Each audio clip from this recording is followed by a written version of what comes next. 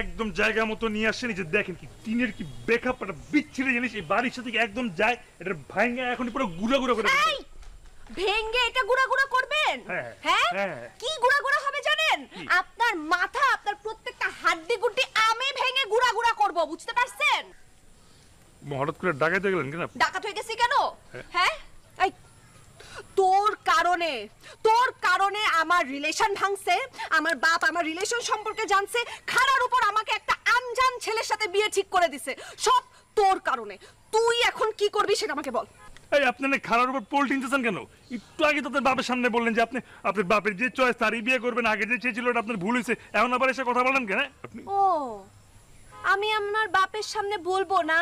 হ্যাঁ যে আমি ওই ছেলেকেই বিয়ে করবো, এটা আমি আমার বাপের সামনে বলবো? বলবেন না? তাহলে কি করবেন? আমি কিছু করব না, করবেন আপনি। তুই করবি, তুই আমার বিয়ে ভাঙবি। বিয়ে ঠিক করাইছস না, প্যাচ লাগাইছস না, সবকিছু তোর কারণে হয়েছে না, এইবার তুই বিয়ে ভাঙবি। আচ্ছা আচ্ছা, তাহলে মনে করেন আমি যদি কোনো কারণে বিয়েটা ভাঙতে পারলাম না, অথবা আমার ইচ্ছা হলো না তাই আমি ভাঙলাম না, তখন কি করবেন আপনি? কি কি করবো? ইচ্ছা না হলে কি করবো?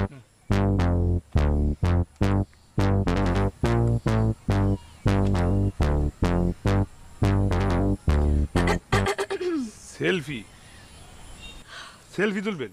এটা কোনো সমাধান? আসসালামু আলাইকুম, আমার নাম দিশা। এই ছেলেটাকে দেখতে পাচ্ছেন? হ্যালো। ইনি একজন ওয়েডিং প্ল্যানার। জি। ইনার কারণে আমার জীবন, আমার স্বপ্ন সবকিছু ভেঙে গেছে।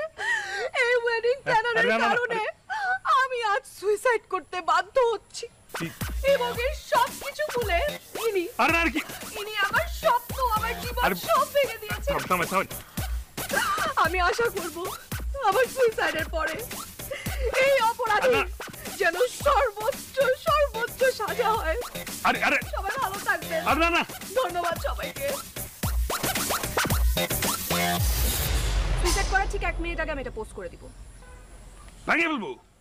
বিয়ে একদম ভাঙা গুঁড়ো গুঁড়ো করে দিব? হ্যাঁ, যে বিয়ে দিতেও পারে সে বিয়ে ভাঙতেও পারে। সর্বোচ্চ 5 মিনিট লাগবে।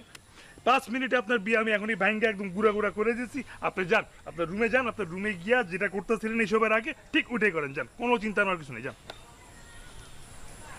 Very good. জি।